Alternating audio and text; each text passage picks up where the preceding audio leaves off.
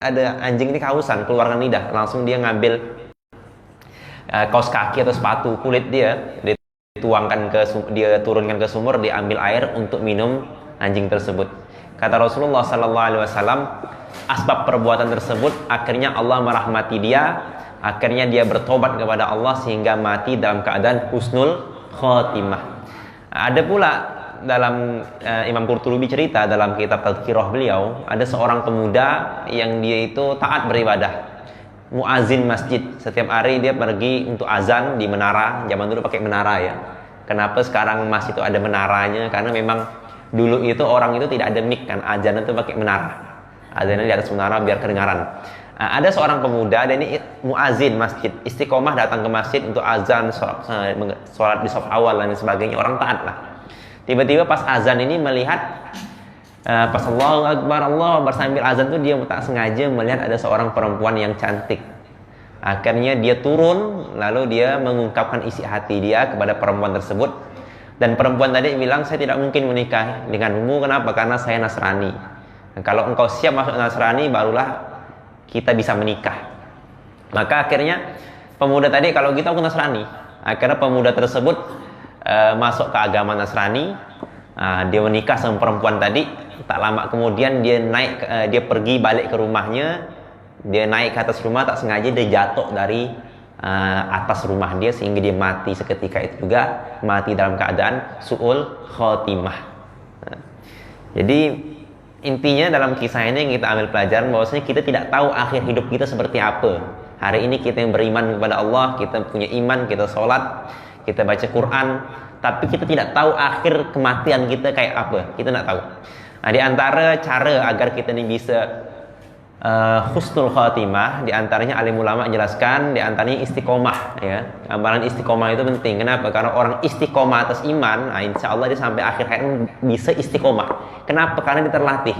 Tapi kalau orang tuh biasanya tuh hawa, kata orang Pontianak. Dalam arti apa? Kadang panas, kadang dingin ya. Kadang semangat, kadang tak semangat. Kadang ke masjid, kadang kalau udah ke masjid awal baca Quran, sholat sunnah banyak, tapi sekali ngeblank, sekali malas, tak ada sama sekali. Nah, ini yang bahaya. Kenapa? Karena zigzag tadi harinya. Nah, tapi kalau orang yang bisa istiqomah walaupun amalannya tidak seberapa, mungkin sholat sunnah cuma 2 rakaat, baca Quran pun tidak banyak mungkin, tapi dia istiqomah. Nah, ini yang bisa menyebabkan seorang itu mati dalam keadaan husnul khotimah. Yang kedua, agar bisa husnul khotimah selain istiqomah tadi, diantaranya kata Imam Al-Syafi'i, kalau kita ini ingin mati husnul khotimah adalah kita ini berbaik sangka, punya amalan berbaik sangka. Pertama ya tentunya berbaik sangka kepada Allah ya.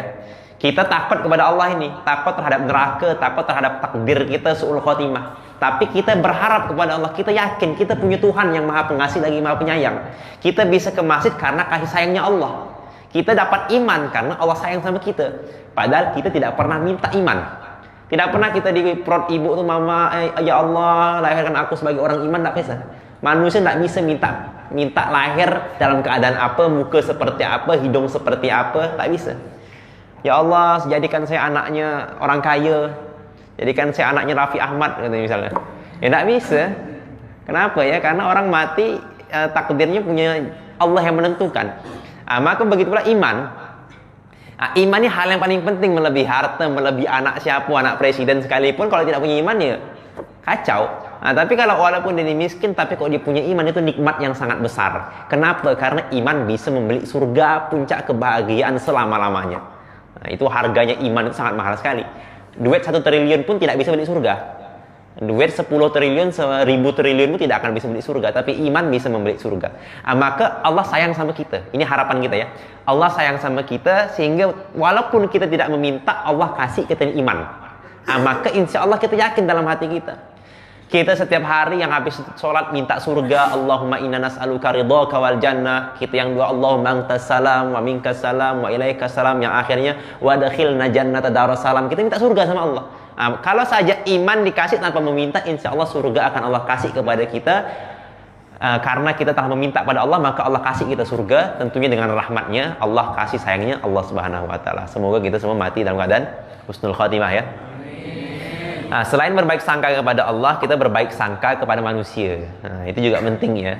Jadi Imam Syafi'i bilang di antara cara husnul khotimah agar kita bisa husnul khotimah adalah berbaik sangka di antaranya kepada orang lain tadi. Jangan suka kita ini berburuk sangka ataupun mudah membenci orang lain. Ada orang yang dia ini mungkin maksiat, kita suuzonkan, maksudnya kita benci dia. Kita benci dia. Itu tidak benar. Kenapa? Karena kita hanya diperintahkan untuk mencintai orang lain, apalagi orang yang punya iman harus kita cintai. Kenapa? Karena kita saudara. Yang kita benci adalah perbuatan maksiat dia minum arak, itu kita benci. Dia tidak sholat, perbuatan itu kita benci. Tapi orang yang kita sayang. Dan kita pun husnuzon kepada dia dalam segala hal ya. Kalau seandainya apa-apa misal dia ngomongan kita di belakang, kita husnuzon, dia ngomongan yang baik kepada kita. Jangan sampai kita ini mudah berprasangka buruk kepada orang lain. Itu diantara agar kita ini mati husnul khotimah. Maka semoga kita semua mati husnul khotimah ya. Sekarang kita akan bahas lanjutan masih dari surat An-Naba. An-Naba juz 30, juz amma ya. Disebut juz amma kenapa ya? Karena dimulai dengan amma yatasaalun. Dimulai dengan amma, maka namanya juz amma.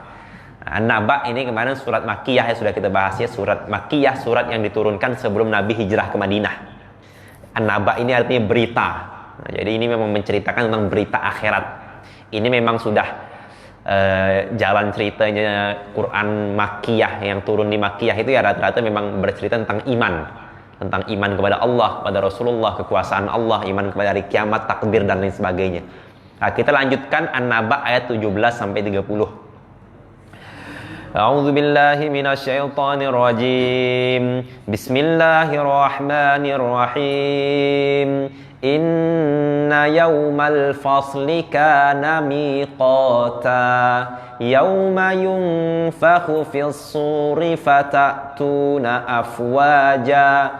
Wa futihatis samaa'u fakanat abwaba. Wa suyyiratil jibalu fakanat saraba. Inna jahannama kanat mirsada lit-taghina ma'aba labithina fiha ahqaba la yaduquna fiha bardan wala syaraba illa hamiman wa ghassaqa jazaa'an wifaqa innahum kanu la yarjuna hisaba wa kadzabu bi ayatina kidzaba wa kulla syai'in ahsaynahu kitaba fadhuqu falan nazidakum illa adzaba. Ini Quran surah An-Naba ayat 17 sampai 30. Inna yaumal fasli kana miqata, sesungguhnya hari keputusan pengadilan adalah suatu waktu yang telah ditetapkan oleh Allah Subhanahu wa taala. Yauma yunfakhu fis suri fatatuna afwaja, pada hari tersebut akan ditiupkan sangkakala, yakni oleh malaikat Israfil ya.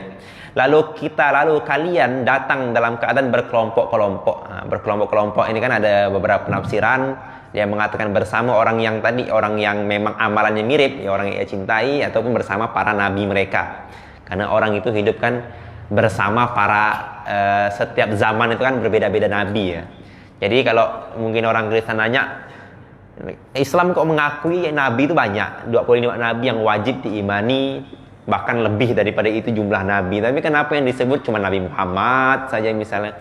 Jawabannya kenapa ya? Karena kita hidup di zaman Nabi Muhammad. Kalau hidup di zaman Nabi Isa ya yang disebut Nabi Isa. Kalau hidup di zaman Nabi Musa ya Bani Israel sebut Nabi Musa gitu.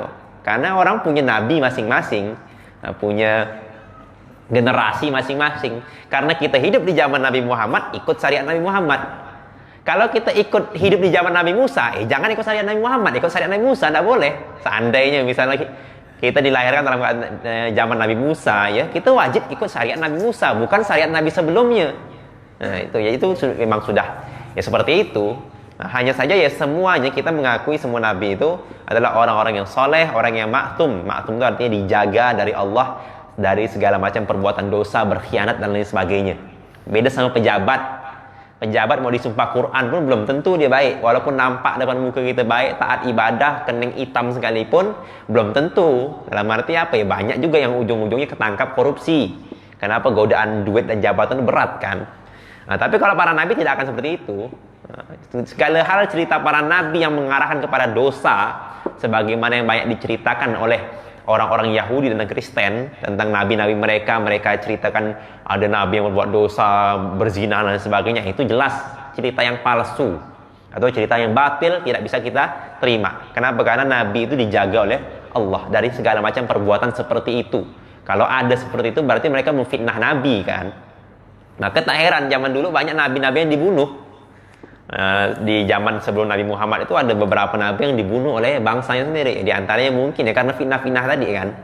Kayak Rasulullah juga sering difitnah, Siti Aisyah juga difitnah gitu kan. Jadi tidak heran. Jadi ada segala macam cerita nabi yang kita dengar dari kisah-kisah, cerita-cerita Yahudi, Israel dan lain sebagainya. Kalau itu melanggar kedudukan nabi yang maktum terjaga dari dosa, maka tidak bisa kita terima. Jadi sebenarnya termasuk bahasa kalau kita bilang Nabi Adam itu buat dosa, itu tidak bisa kita terima juga. Menurut jumhur ulama bahwasanya para nabi yang maksum gitu, terhindar dari dosa. Adapun yang dilakukan oleh Nabi Adam itu adalah khilaful aula bahasanya. Dalam arti apa? Khilaful aula itu tidak makruh. Khilaful aula itu di bawah yang utama gitu. Jadi yang utamanya misalnya misalnya kita ada duduk istirahat misalnya dalam mazhab Syafi'i kan, ada duduk istirahat bangun dari rakaat pertama. Berarti Nabi ini tidak duduk istirahat dalam arti seperti itu. Jadi kan khilaful aula. Khilaful aula itu artinya mengerjakan di bawah yang afdol. Nah, itu namanya khilaful aula. Jadi para nabi itu tidak salah, hanya saja mengerjakan hal yang di bawah utama. Yang pertama itu. Yang kedua, kalaupun ada kesalahan para nabi seperti Nabi Adam dan sebagainya, itu dianggap khilaf dalam arti ya. Khilaf itu tidak dianggap berdosa. Seperti itu. Jadi tidak boleh kita nih ngolok-ngolok nabi dan lain sebagainya. Kenapa ya? Karena nabi orang yang maksum, dijaga dari dosa, orang yang mulia. Kemudian maka manusia nanti fatatuna afwaja, datang berkelompok-kelompok tadi bersama pemimpin-pemimpin mereka dalam kebaikan ya. Makanya ada yang menafsirkan juga pemimpin ini ya nggak cuma rasul, segala hal yang manusia ikuti di dunia itu bisa jadi pemimpin mereka nanti ketika menuju padang mahsyar. Kalau orang mendewakan artis Korea misalnya, bisa jadi dia ngikut artis Korea nanti. Kalau dia mengidolakan pemain bola sampai dia bangun-bangun nonton bola tapi tahajud tak ada, sholat subuh tak ada misalnya, itu bisa-bisa nanti di hari kiamat yang dia ikuti malah Lionel Messi. Nah, tak tahu digiring kemana, kena gocek nanti kan. Nah, jadi itu pemimpin-pemimpin mereka yang pada hari kiamat manusia akan datang pada pemimpin-pemimpin mereka, di antaranya para rasul itu ya. Wa futihatis sama'u fakanat abwaba, maka langit akan dibukakan, fakanat abwaba, di langit itu ada beberapa pintu ya. Jadi ketika hari kiamat nanti, hari kiamat itu, maka langit-langit akan dibuka sehingga malaikat-malaikat akan turun, malaikat-malaikat akan keluar dari pintu-pintu tersebut, turun untuk memulai hari kiamat tadi ya. Karena malaikat itu kalau kita boleh bahasakan panitia hari kiamat maksud gitu ya. Nah, jadi kalau nanti misalnya di Indonesia atau di dunia misalnya ada acara event dan lain sebagainya, kan ada nanti polisi tentara berjaga. Nah, nanti di hari kiamat sudah tidak ada lagi polisi tentara, tidak ada lagi oknum-oknum, tidak ada ceritanya oknum misalnya. Nah, ada satu oknum, tak ada oknum malaikat yang salah.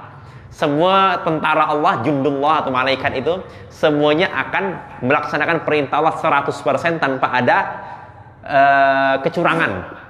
kecurangan ataupun penyelewengan. Jadi mereka tidak akan korupsi jadinya. Tidak ada ceritanya orang lolos dari malaikat. Nah, dikubur dia lolos nyogok malaikat. Tolonglah malaikat, saya ini masih ada yang ketinggalan di rumah itu. Saya pengen ke rumah balik loh, bentar gentayangan loh. Tak bisa. Malaikat tidak bisa disogok ya. Karena malaikat tentara Allah. Maka di hari kiamat nanti hari yang paling adil. Kenapa? Karena yang mengadili Allah dengan hukuman yang seadil-adilnya, dan juga panitianya ataupun orang malaikat nanti yang mengurus hari kiamat nanti adalah makhluk yang tidak berdosa. makhluk yang tidak bisa buat dosa memang tidak bisa buat dosa. Malaikat tidak punya syahwat, tidak punya nafsu, tidak punya rasa makan, minum, tidur. Tidak ada ceritanya kecapean malaikat ini lolos satu mayat jenazah gentayangan. Tak bisa. Kenapa tak bisa? Karena malaikat tidak tidur. Kita boleh tidur, malaikat tidak akan tidur. Jadi memang hukuman di hari kiamat itu memang seadil-adilnya. Yang baik akan mendapatkan nikmat yang enak, yang sebaik-baiknya, tapi yang buruk pun akan mendapatkan pelayanan yang seburuk-buruknya. Karena akhirat itu nyata, dunia tipu-tipu. Nah, ya. Kemudian wasuyiratil jibal. Wasuyiratil jibal akan dijalankan gunung-gunung. Dijalankan gunung-gunung, maknanya zuhiba biha an amakiniha. Yani gunung itu akan dijalankan ataupun dihilangkan dari tempatnya. Fakanat saroba, dan seolah-olah seperti saroba, fata morgana.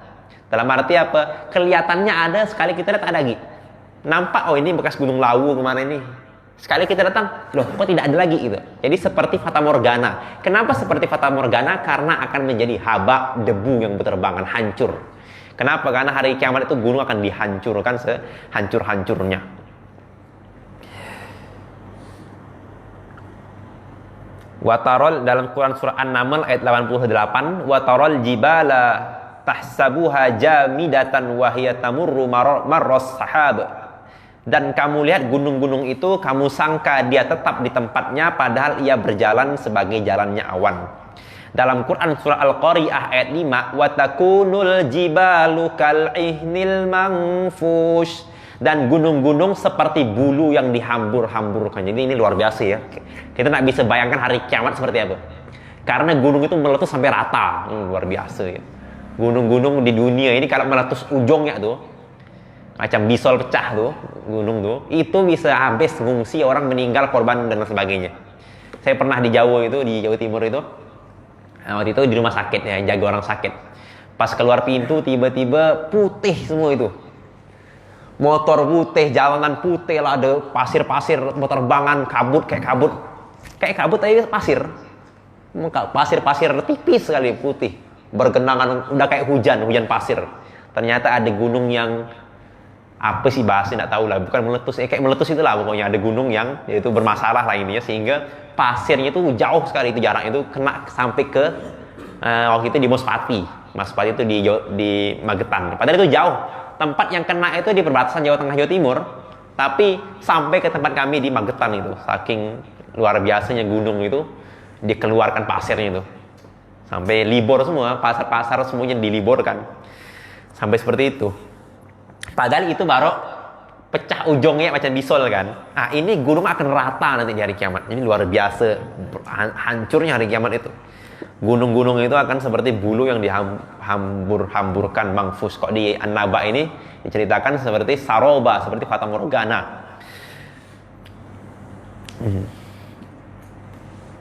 Dalam Quran surat Toha ayat 105 sampai 107 Allah berfirman, wa yas'alunaka 'anil jibal, dan mereka bertanya kepadamu, ini kepada Rasulullah, faqul ma, katakanlah, yang sifuha rabbi nasfan, Tuhanku akan menghancurkannya di hari kiamat sehancur-hancurnya, fayadaruha qa'an safsafa, maka dia akan menjadikan bekas gunung itu datar sama sekali.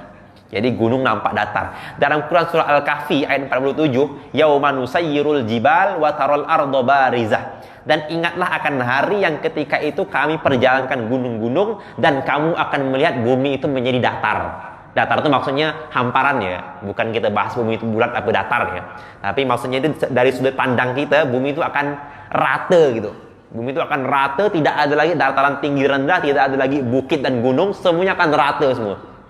Nah, kenapa? Karena dikatakan bahwasanya hari kiamat itu ya terjadi di bumi, di padang mahsyar itu ya di bumi gitu.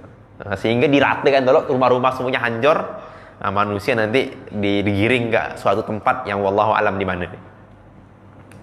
Inna jahannama kanat mirsada.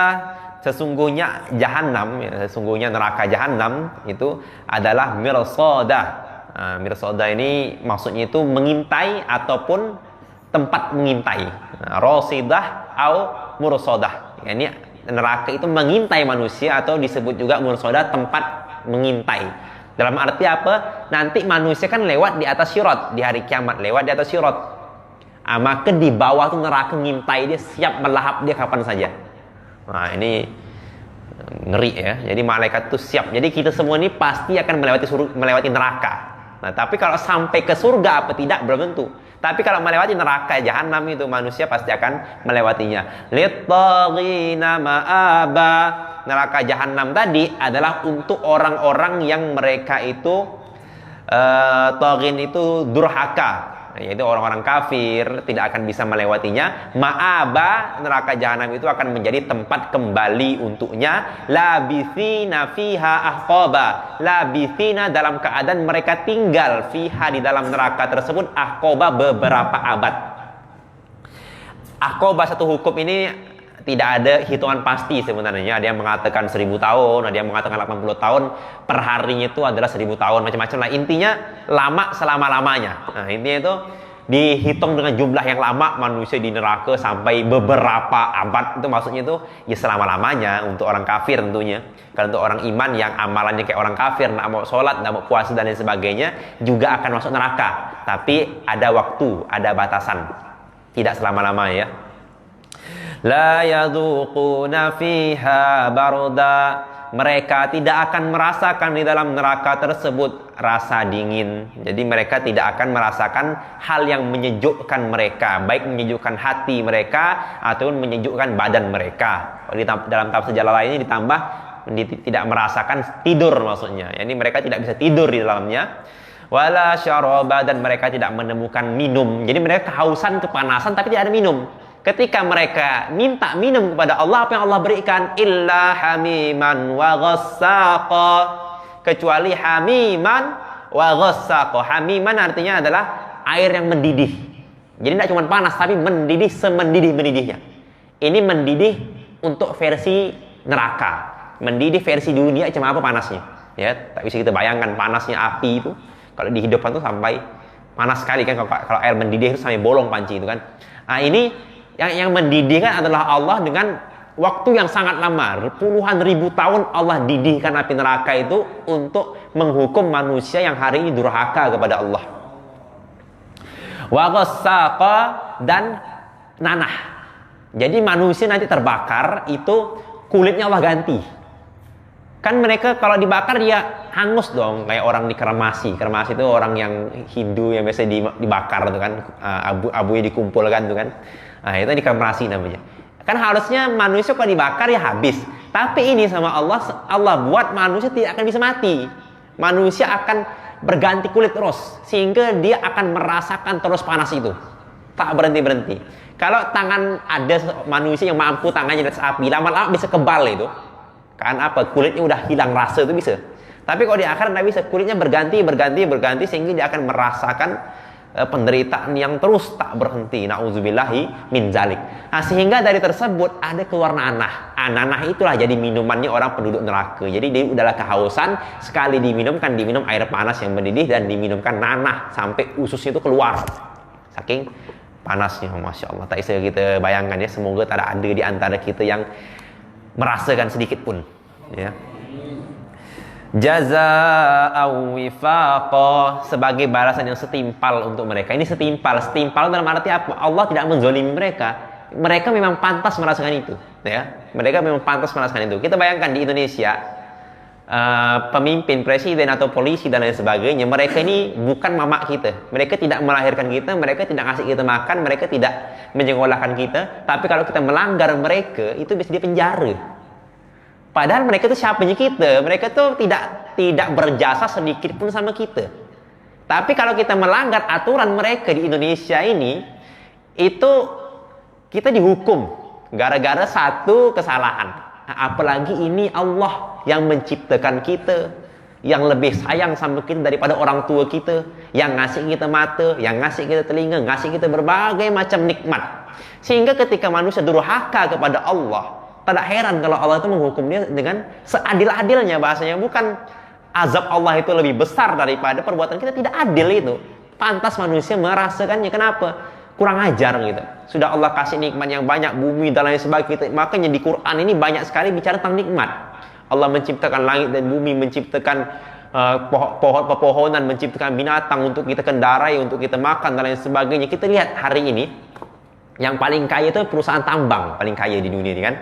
Tambang emas, tambang batu bara, tambang bauksit, tambang macam-macam, jadi aluminium, jadi apa, itu semua dari mana? Tambang itu dari Allah, bukan mereka buat itu dari hasil tambang diolah, namanya dibuat kan.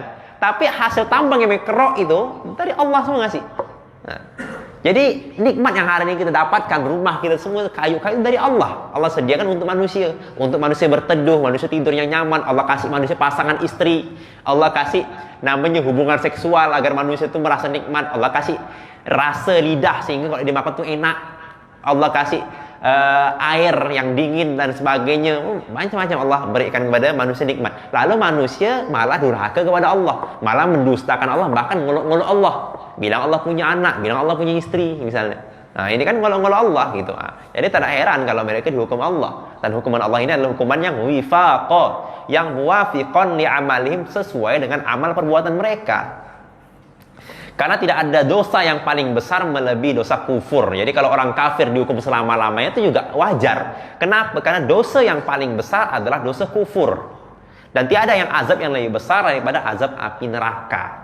Kalau orang misalnya suami istri, ya suami istri atau orang pasangan lah, biasa zaman sekarang kan ada orang pacaran walaupun haram ya, tidak boleh kan. Nah, cuma kalau kita bahas secara perasaan ya, secara hukum cinta, kalau orang itu buat kesalahan, janji yang telat ataupun kesalahan-kesalahan sepele lah, istri tidak lupa menyiapkan makanan, istri lupa merapikan barang, itu sepele, bisa dimaafkan. Kelahi-kelahi sikit besoknya damai. Kalaupun marah-marah seminggu damai. Tapi kalau seandainya istri main serong di belakang misalnya, atau pasangan itu main serong di belakang, diam-diam punya simpanan misalnya, itu susah untuk memaafkan. Kebanyakan cerai ya gara-gara orang ketiga. Kenapa? Karena dia menyekutukan cintanya. Nah, ini bayangkan, ini cuman pasangan yang tadi saya bilang tidak ada jasa apapun untuk kita. Nah, ini manusia yang disekutukan dia Allah. Menganggap ada Tuhan selain Allah, menganggap ada yang bisa menciptakan selain Allah, menganggap ada yang bisa ngasih rezeki selain Allah. Jadi tidak heran kalau dosa yang paling besar adalah dosa kufur. Sebagaimana kalau kita bahas tadi dalam rumah tangga, dosa yang paling besar bagi seorang istri tadi adalah main serong misalnya kan. Nah, sama manusia main serong, padahal tidak bisa kita bandingkan antara manusia suami istri dengan Tuhan. Yang tadi kita bilang antara Tuhan sama makhluk. Jadi tidak heran kalau hukuman neraka kok seberat itu, ya karena memang dosa yang kita lakukan itu berat.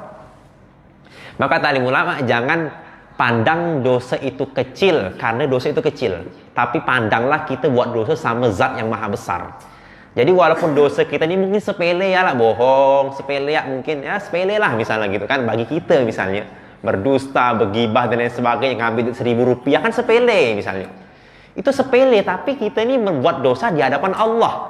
Manusia hari ini kalau seandainya ada ada motor tak berkunci misalnya depan rumah, dia maling malam-malam tapi pemiliknya mandang, tak berani dia. Walaupun motor itu kunci tempel di motor, tapi kalau pemilik di depan rumah tak berani. Nah, kenapa? Dia tahu ada yang melihat. Nah, kalau pemiliknya tidur baru dia berani. Kenapa? Dia merasa tidak ada yang melihat. Nah, ini padahal manusia tuh. Manusia itu hukumnya tidak seberapa, dalam arti ya sebalak-balaknya orang itu mukul maling itu berapa sih gitu kan. Kalaupun di penjara ya aman lah, makan gratis kan. Nah, tapi ini manusia dilihat oleh Allah setiap hari. Bahkan bukan cuma pergerakan dia, isi hati dia pun bisa Allah baca. Kok manusia berani berzina? Kok manusia berani tidak sholat? Kok manusia berani mencuri? Kenapa? Nah, berarti luar biasa, ngolok-ngolok gitu kan masalahnya.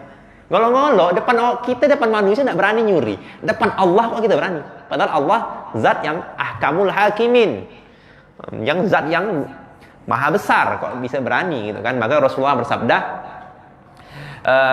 la yazni az-zani hina yazni wa huwa mu'min. Tidaklah orang yang berzina itu berzina sedangkan dia itu iman. Dalam arti apa? Ketika orang itu berzina, tandanya memang imannya lagi dicabut oleh Allah, lagi terbang imannya itu, maka dia berani begitu.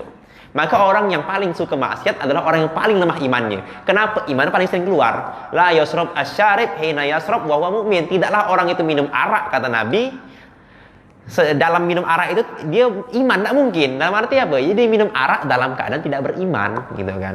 Dalam arti imannya sedang terbang gitu kan. Makanya orang yang paling banyak maksiat adalah orang yang paling lemah imannya. Sedangkan orang yang paling takut kepada Allah, orang yang paling bertakwa kepada Allah dalam segala hal tentunya adalah orang yang imannya paling besar gitu ya. Nah, jadi ini penjelasan jazaan wifaqah, hukumannya setimpal gitu. Innahum kanu la yarjuna hisaba, sesungguhnya mereka la yarjuna, tidak berharap, ini dimaknai dalam tafsir lain ini ya khafuna, takut. Jadi mereka itu tidak takut hisaba terhadap hari perhitungan. Kenapa tidak takut? Ya karena mereka mengingkarinya. Nah, mereka merasa hidup kita ini di dunia. Kalau mati ya udah gitu, selesai gitu kan. Makanya banyak orang bunuh diri, orang berani bunuh diri itu kenapa? Ya karena dia merasa kalau dia mati selesai. Padahal tidak seperti itu. Sebagaimana manusia dalam perut bayi, ketika dia keluar dari perut bayi, apakah dia itu selesai hidup? Tidak, dia pindah alam. Nah, sama seperti manusia, ketika manusia mati, apakah mati? Tidak, pindah alam gitu kan. Nah, jadi saat cuman pindah alam, dia akan melakukan kehidupan yang sesungguhnya, yang sebenar-benarnya, yang bukan dunia tipu-tipu tadi itu ya. Kenapa? Karena dia akan merasakan hidup yang sebenarnya, seadil-adilnya. Wa kazzabu bi ayatina kizzaba, mereka mendustakan ayat-ayat kami, ini Quran, kizzaba, dengan sedusta-dustanya. Mereka tidak percaya dengan Quran, ataupun mereka punya Quran tapi mereka tidak takut terhadap hukuman Quran, tidak mengamalkan isinya karena mereka tidak menganggap itu hal yang 100% benar gitu kan. Wa kulla syai'in ahsainahu, wa kulla syai'in, dan setiap sesuatu dari amalnya, ahsainahu, maka kami akan menghitungnya, kitaban, di kitab, di suatu kitab, yakni tulisan fil lauhil mahfud, di lauhil mahfud. Fadhuqu falan nazidakum, fadhuqu falan nazidakum illa azaba, karena itu rasakanlah kalian, dan sekali-kali kami tidak akan menambah kepada kalian lagi kecuali azab. Masya Allah ya. Kalau di dunia Allah tambah kita rezeki, orang kafir Allah tambah rezeki mereka di dunia. Orang semaksiat apapun besok masih dapat rezeki. Kenapa? Allah tambahkan, tak masalah. Mereka maksiat, masya Allah tambahkan umurnya. Tapi kalau sudah mati, maka fadhuqu falan nazidakum illa azaba, rasakanlah dan kami tidak akan menambah apapun kepada kalian kecuali azab. Jadi yang ditambah cuma azab, makin parah hari-hari. Ya, ini dikatakan kepada penduduk neraka, rasakanlah akibat dari perbuatanmu, maka kami tidak akan menambahkan kepada kalian selain azab yang beraneka ragam. Dalam tafsir Ibnu Katsir ini diriwayatkan bahwasanya dari Ibnu Hatim, riwayat Imam Ibnu Hatim, pernah Al-Hasan yang mengatakan bahwa ia pernah bertanya kepada Abu Barzah Al-Aslami, seorang ulama di zaman tabi'in ya, tentang ayat yang paling keras dalam kitabullah, dalam Quran, tentang ahli neraka. Maka ia menjawab bahwa ia pernah, ini sahabat berarti ya, seorang sahabat namanya Abu Barzah Al-Aslami, ia menjawab, ia pernah mendengar Rasulullah membaca firman-Nya, yakni fadhuqu falan nazirakum illa adzaba. Jadi kata Rasulullah, sabda Rasulullah, halakal qaumu bima'asihimullah azza wa jalla, binasalah kaum itu disebabkan perbuatan-perbuatan durhaka mereka kepada Allah. Jadi ini termasuk ayat yang keras ya. Ayat yang paling keras tentang ahli neraka. Kenapa Allah bilang rasakanlah gitu. Jadi luar biasa udah, kalau kita jatuh tuh kena olok, rasalah kau, nyaman gitu kan. Nah, ini sama, kita diolok rasakan ini, Allah langsung rasakan kalian gitu kan. Sama kayak orang itu, kalau penjahat habis curi ditombok orang misalkan, rasakanlah kau misalkan gitu. Nah, ini sama, di hari kiamat akan dibilang kepada manusia, rasakanlah engkau. Gimana Bu Isa?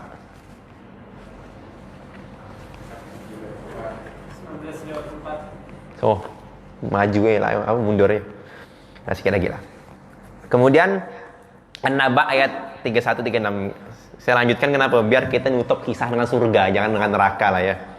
Innalil muttaqina mafaza, sesungguhnya bagi orang-orang yang bertakwa itu ada tempat kemenangan atau tempat rekreasi bahasanya. Menurut Ibnu Abbas ini maknanya adalah tempat kemenangan, ini tempat untuk bersenang-senang. Mujahid dan Qatadah mengatakan maksudnya mereka memperoleh kemenangan, tapi yang pendapat yang jelas kata Ibnu Katsir adalah pendapat Ibnu Abbas ini tempat ya. Sesungguhnya orang yang bertakwa itu akan mendapatkan tempat bersenang-senang, tempat kemenangan ya, tempat bersenang-senang tadi ini surga ya. Hadaiqa wa a'naba, hadaiko kebun-kebun, wa a'naban dan buah anggur, wa kawaiba atroba. Ini mantap ini. Ya, saya ulangi ya. Hadaiko, apa yang didapat orang bertakwa? Pertama adalah kebun-kebun, taman-taman surga ya, yang indah. Wa a'naba dan buah-buah anggur. Kenapa disebut buah anggur sering sekali? Kenapa? Karena arak itu dari anggur. Orang yang suka mabuk itu jangan khawatir, di surga itu ada arak. Nah, di surga ada arak, tapi la fiha gaulun, tidak memabukkan. Makanya orang yang di dunia minum khamar, di surga tidak akan dapat khamar lagi. Orang yang di dunia pakai sutra, laki-laki pakai sutra emas itu, nah di dunia tidak pakai itu lagi, di akhirat tidak pakai itu lagi. Maka kenikmatan kita di dunia ini sebenarnya mengurangi kenikmatan akhirat ya. Orang yang paling menderita di dunia ini nanti kalau dia beriman bertakwa ya, nanti dialah yang akan mendapatkan nikmat yang paling besar nanti di akhirat. Wa anaba dan anggur. Wa kawaiba dan gadis-gadis atroba yang sebaya. Jadi dapat gadis-gadis yang sebaya. Yaitu dalam tafsir Ibnu Katsir ini, yaitu bidadari yang usianya itu sebaya, masih muda, gadis. Ibnu Abbas, wah ini mantap lagi yang bahasa ini. Tidak apa lah ya bahasa gini ya, ini biar untuk memotivasi surga ya, tidak jorok nih ya. Ibnu Abbas dan Mujahid serta selain keduanya yang bukan hanya seorang mengatakan, dalam arti banyak ulama lah, Ibnu Abbas, ulama Syekh Mujahid dan ulama-ulama yang lain mengatakan kawakib ini artinya bidadari yang dadanya montok, tidak kendor sama sekali. Kenapa? Karena mereka masih gadis lagi, berusia remaja semuanya. Ini paling mantap ini. Rasulullah dari annahu sami'a yuhaddisu anin Nabi sallallahu alaihi wasallam, bahwasanya mendengar cerita dari Rasulullah sallallahu alaihi wasallam, beliau bersabda, inna qumusa ahlil jannah litabdua min ridwanillah. Sesungguhnya baju-baju gamis ahli surga benar-benar menampilkan keridhaan Allah kepada mereka. Wa inna sahabata latamurru bihim fatunadihim, dan sesungguhnya awan nanti di surga, jadi di surga itu ada awan, benar-benar akan melewati manusia. Jadi ada awan yang berjalan, macam film Dragon Ball ya menurut dia. Ada awan yang berjalan gitu ya. Lalu manggil awan-awan ini. Jadi awan ini bisa ngomong, macam di film-film artinya.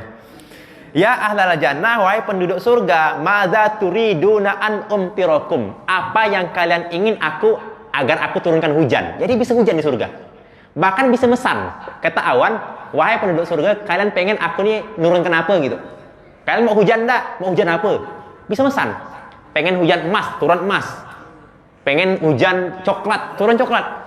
Jadi awan ini bisa mengabulkan permintaan kita. Kalian minta hujan apa, kata dia. Ini kok dalam hadis ini dikatakan hatta innaha latumtiruhumul kawaibal atram. Ini mantap lagi nih. Kata apa yang turun? Yang turun apa?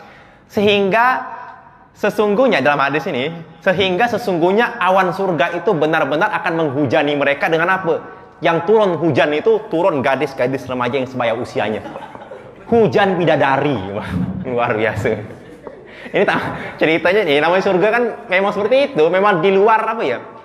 Allah dalam hadis kan a'datul li ibadiyas sholihin, dalam hadis kursi Allah berfirman, aku akan mempersiapkan untuk hamba-hamba yang soleh mala ainun ra'at wala udunun samiat wala khotoro ala qalbin basar. Perkara yang belum pernah mata kita melihat, belum pernah kita dengar, dan belum pernah terlintas di hati kita.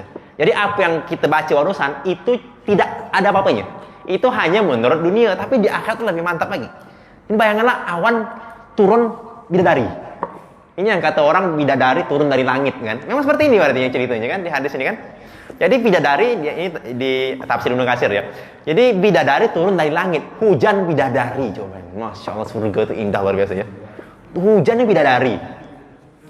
Kita hujan dengan air, banjir hujan. Ini banjir bidadari. Masya Allah. Kecil-kecil jangan mikir aneh-aneh ya. Ini yang besar ya nih. Ya ini Masya Allah luar biasa. Ini memang asli bidadari turun dari langit ya. Jadi semoga kita semua ini tidak cuma mendengar cerita ini, tapi kita bisa masuk ke dalamnya. Ya. Nah, maka agar bisa masuk ke dalam tempat yang dunia fantasi tadi, dunia apa sih namanya itu, dunia impian tadi ya, dunia impian, taman impian tadi, surga maksudnya itu kan. Kalau kita ingin ke sana tentunya tiketnya mahal. Kalau tiket wisata yang mahal, apalagi tiket ke surga. Ala inna sil'atallahi ghaliyah. Dalam hadis Tirmizi itu Nabi bersabda, ingatlah bahwasanya perdagangan Allah itu ghaliyah, mahal. Ala, kata Nabi, inna sil'atallahil jannah, sesungguhnya perdagangan Allah adalah surga. Jadi bukan murah. Jadi kalau ada orang bilang ceramah surga itu murah, salah. Surga itu mahal. Yang bilang siapa? Rasulullah. Dalam hadis riwayat Imam At-Tirmizi, ala inna sil'atallahi ghaliyah, perdagangan Allah itu mahal, bukan murah. Enak benar orang dapat surga sedemikian indah tapi dia sholat subuh masih tidur. Nyaman benar orang minta surga tapi ngaji tak mau. Enak benar orang minta surga tapi hari-hari mikirkan dunia, mikirin kesenangan dia, tidak pernah menyembah Allah. Tidak mau dia tuh mengorbankan kesenangan dia untuk mendapatkan kesenangan Allah. Nyaman benar bahasa begitu kan. Nah, maka kalau kita ini ingin mendapatkan kesenangan tadi, korbankan kesenangan kita di dunia demi mendapat keridhaan Allah Subhanahu wa taala. Semoga kita termasuk orang yang seperti itu ya. Amin ya rabbal alamin. Mungkin sekian dari saya. Kita lanjut dengan salat sunnah. Subhanallah bihamdihi, subhanakallahumma wa bihamdika, asyhadu an la ilaha illa anta, astaghfiruka wa atubu ilaik. Assalamualaikum warahmatullahi wabarakatuh.